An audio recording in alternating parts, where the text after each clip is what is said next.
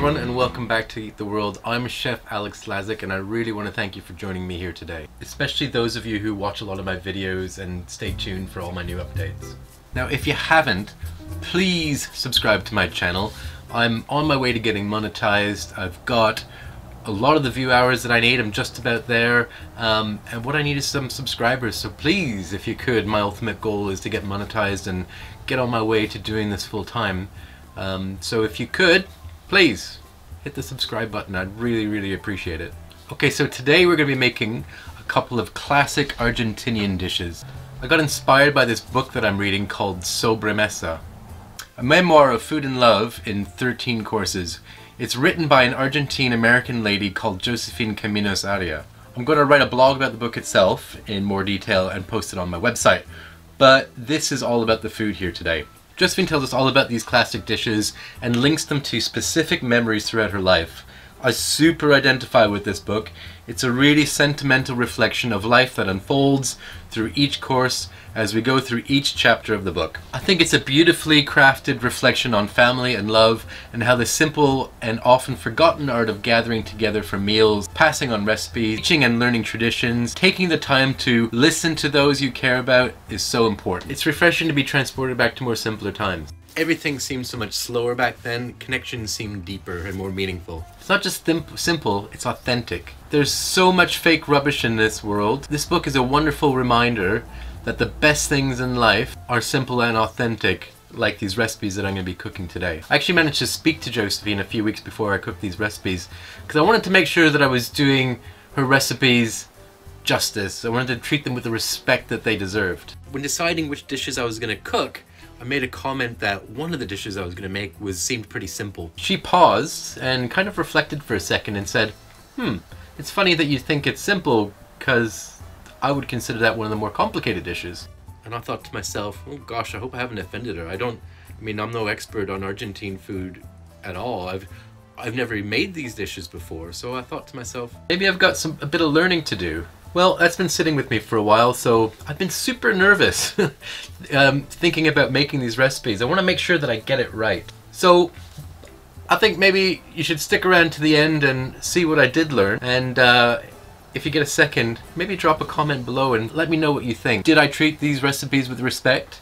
Did I do a good job, or did I totally bomb? So let's get to the point. So today we are making Empanadas al cuchillo and Milanesas. And I hope I pronounced that right. Anyways, like I said, I'm nervous, but really excited. Let's get cooking. Okay, so let's get started. We're making empanadas al cuchillo. So first we're going to start by making the dough. This is very important. Do this first, get it out of the way. And there's another reason for it. So you're going to boil some water, you're going to melt some lard in the water. Now the reason I want you to make this first is because you don't make the mistake that I made and doing this towards the end of the process, because you want to give the dough a chance to rest. It's very important so it doesn't, otherwise it gets too elastic and it won't keep its shape as well. So it'll give you a lot more bother in the long run. So let's gonna make the dough. We added the water, the eggs, some salt, some flour. Full recipes on my website. But then we're just gonna give this a good solid mix. And it's gonna be kind of a drier sort of dough, like a lower hydration. So once it's made, wrap it up, stick it in the fridge, and then we're gonna move on. You can forget about it and give it a chance to rest. Okay, so empanadas al cuchillo are not made with ground beef. We're actually using a sirloin steak, and we can use some top side or outside round as well, but making with sirloin. So it's actually going to be not ground, but nice decent chunks of steak inside of it. So you can see I'm just slicing it nicely, maybe about 1 centimeter or so in size. Really, it's up to you, but the idea of this is it's not like a browned ground beef that we're going to make. We're going to actually fry off tiny little steaks, and it's going to be mixed with olives and lots of onion and spices and egg, and quite controversially, not controversially, traditionally it's made with raisins, but I actually put currants in mine, which, you know, I think raisins can be a little affronting to some people, so I just decided I'm going to make mine with currants because they're really subtle and they're really small, and it worked out really well, but we'll get to that in a bit.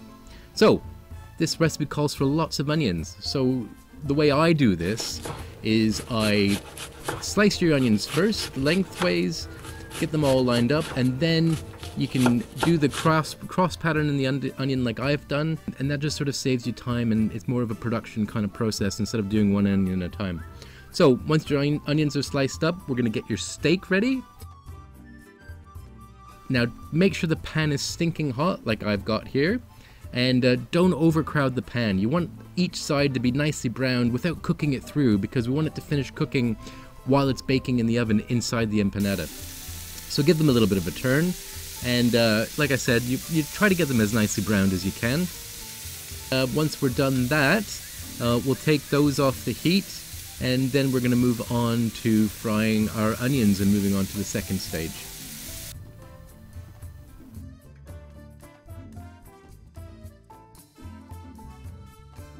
So here we have our shortening melting. This recipe calls for vegetable shortening. I suppose you could use lard. I've seen some recipes that use beef tallow as well. So yeah, you want your onions nice and cooked through, not brown, but nicely translucent.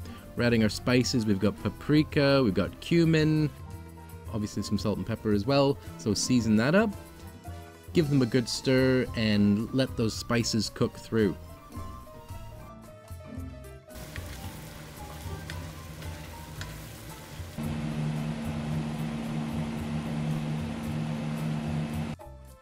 Right, once you've got those components individually done, you can start mixing together your mix.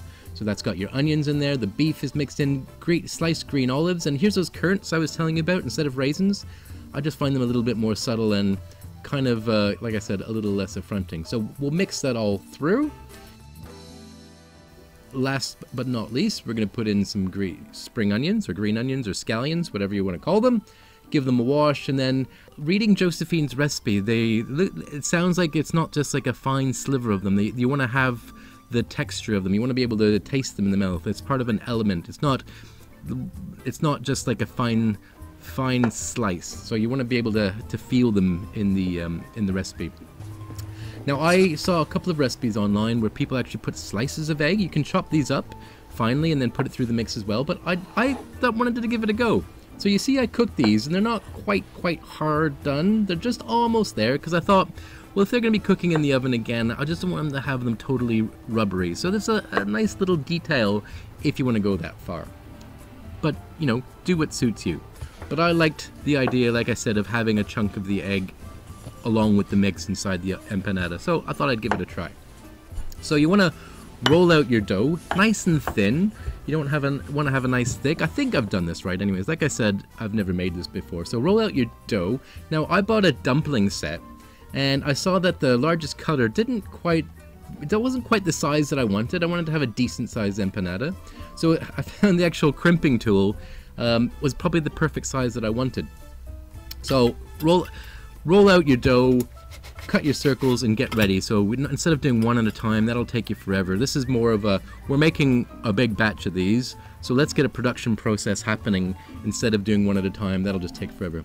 So you're gonna load it up. You can either do it on the work surface or in your hand like I've done here. I've put a bit of the filling, I've put that egg in, and then I'm closing up the sides. Now you don't want to have too much in there or too little, so you've got to get it about right. Now it's going to take a bit of time to get it right. This takes a bit of practice, especially this crimping process that I'm about to do now. It took me, I'll be honest with you, it took me a bit of time practicing on a piece of dough to get it to where I got to, which I thought wasn't too bad, you know? I've seen other people do them online, and they're just legends. It's amazing how quickly they can do it, and it works perfect every time. But I practiced a little bit. It's kind of really, it's going to be a fold over and pinch, and then a fold over and pinch. So you've got like a flat bit when you've pinched it, that you're going to fold that bit over again. That's kind of how I worked it out. Now, I'm going to let this run a little bit, so you know, when I was watching other people how they did it in videos, and I just thought I had to keep rewinding, and like once just wasn't enough.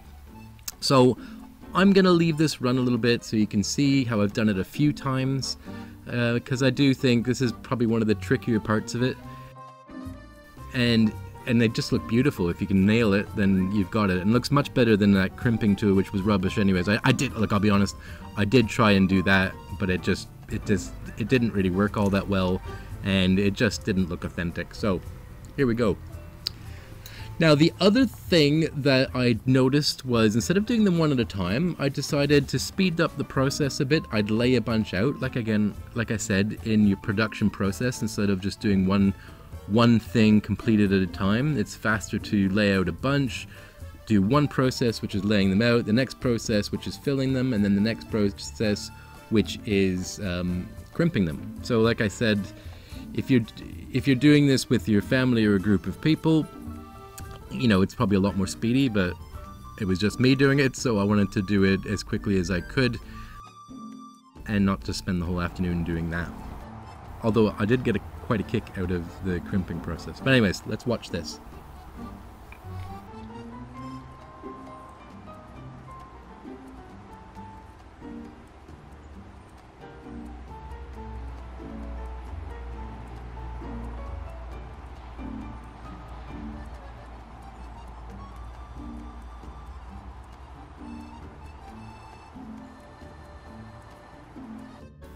And when you are done, you will have these beauties. Like I said, I'm kind of proud of them. I really enjoyed making them, and the whole getting that crimping process. Once you figure it out, it's actually a lot of fun. So anyways, they get a good egg glaze and they get baked in the oven. Now I've seen recipes where people fry them as well, but these are definitely baked.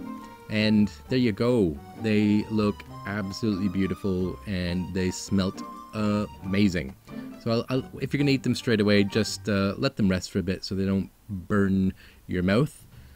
But once they've cooled off a bit, you can see that steak, the egg, the currants, the olives, they're just a mouthful of bliss. Now on to our second dish, Milanesas.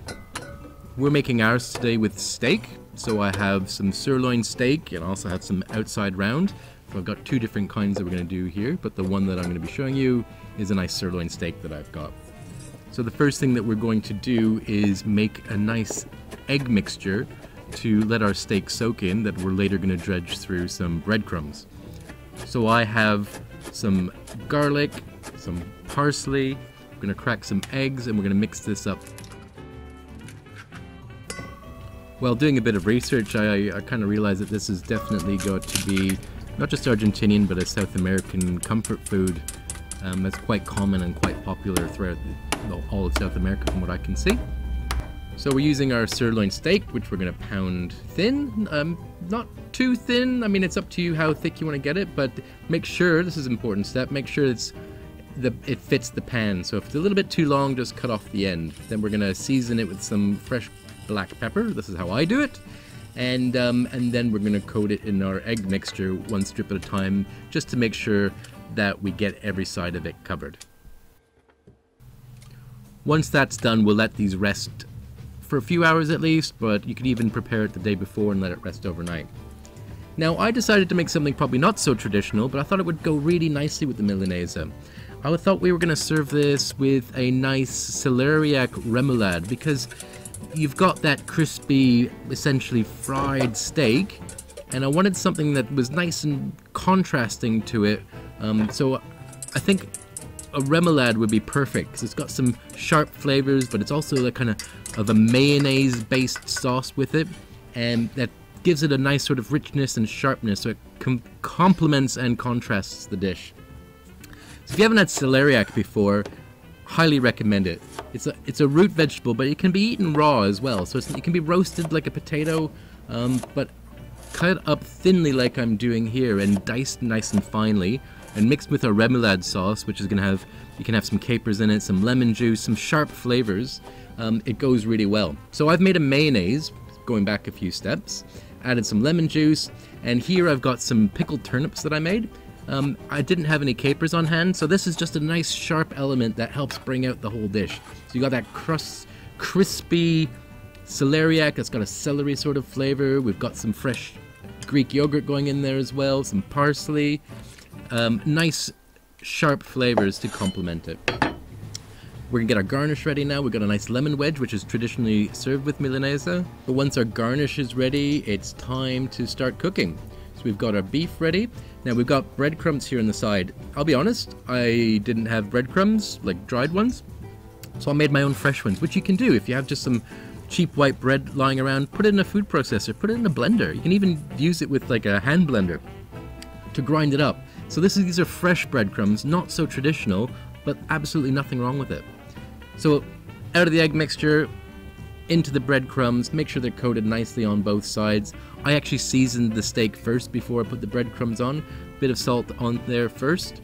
And then we're going to use our frying pan. I've got a cast iron pan heated up with oil. You want to make sure that you have it at the correct temperature, which I'll put in the recipe, both Celsius and Fahrenheit.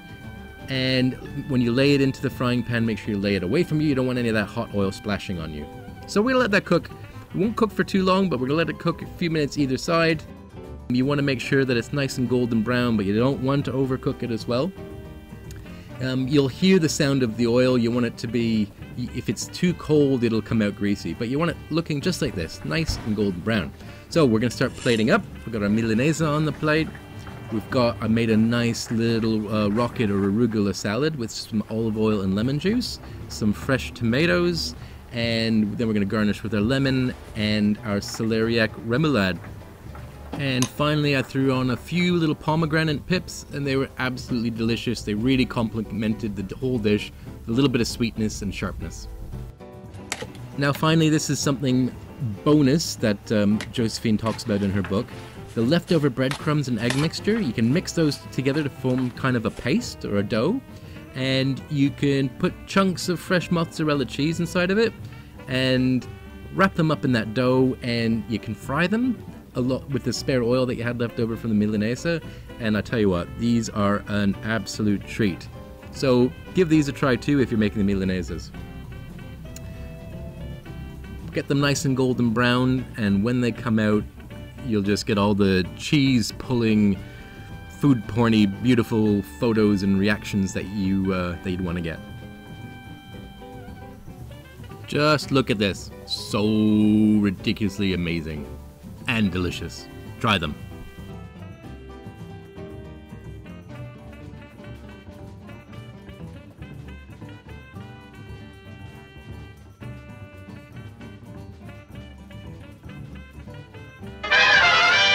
Okay, so filming done for today. Gosh, I really enjoyed making that. The Milanesa was absolutely delicious. I really enjoyed eating that, especially with the Malbec. I get it now. As a package, it's all comes together perfectly. The empanadas as well. Gosh, they were good. Got loads of them now, which is fantastic, and I'm going to give some away to friends, because that's the whole part of it. What I've learned is that, you know, I really get the empanadas now. It's more than just a simple dish like I thought it was. There's this skill involved with it. Crimping those edges, that took a lot of practice. But yeah, by about my fourth or fifth one, I was getting it pretty quickly, I think. But yes, the whole process of making them, I can see it. It's a family job. You get together with your family and you're filling them together and you're making them together and you're eating them together. It's not a quick meal. It's something that takes a lot of love and effort goes into it, and that's really what it's about. There's a lot of love and a lot of passion that goes into those. I really enjoyed making them, and I'm going to enjoy eating them too. They're delicious. So give them a go. Thank you for joining me today, and I hope you enjoyed this episode. Remember, the book Sobremesa is available now. I think it just launched yesterday or today, well, when I'm filming this anyways. So you can get a copy of it. It's a really good read. Josephine did a really good job of it, and I hope I did a good job of her recipes. They certainly taste good. I don't know what they're exactly supposed to be like, because I've never had hers before. But anyways, I had a lot of fun making these recipes and cooking them and reading the book. So we'll see you next time. Thanks a lot.